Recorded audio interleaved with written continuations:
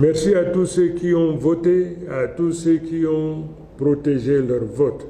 Vous êtes les véritables héros de cette victoire. Présidentielle du 12 octobre dernier au Cameroun, Issa Chiroma Bakary se proclame vainqueur et appelle au respect de la vérité des urnes. Voici ce que l'on sait. Alors que le décompte des voix se poursuit à travers tout le territoire national et que Election Cameroun n'a toujours pas communiqué sur les résultats officiels, le candidat du FSNC, Issa Chiroma Bakary, a pris tout le monde de court. Dans une vidéo largement diffusée sur les réseaux sociaux dans la soirée du lundi 13 octobre, l'ex-ministre de la Communication et porte-parole du gouvernement s'est adressé à la nation dans un ton grave, empreint d'émotion, mais aussi de fermeté. Issa Chiroma Bakary affirme sans détour que la victoire de son parti est claire et qu'elle doit être reconnue par les institutions. Le peuple a choisi et ce choix doit être respecté. Mais au-delà d'un ton revendicatif, le candidat a tenu à se présenter comme un homme de paix et d'unité. Et face aux multiples violences signalées dans les villes du Grand Nord telles que Maroua ou Garoua, il a exhorté les forces de défense à rester du côté de la République et à garantir la stabilité du pays. Le candidat promet aussi de publier dans les prochains jours un rapport détaillé des votes par région à partir des procès-verbaux affichés dans les bureaux de vote. Une initiative présentée ici comme un acte de transparence pour prouver que son camp n'a rien à cacher. Pour Issa Chiroma Bakary,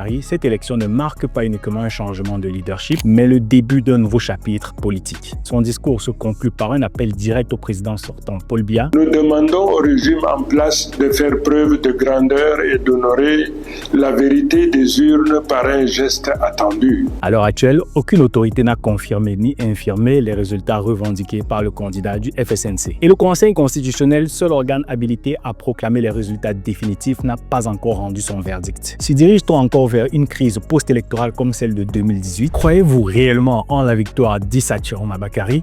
Répondez dans les commentaires et n'oubliez pas de vous abonner pour rester à l'affût de l'actualité de votre pays. Habari.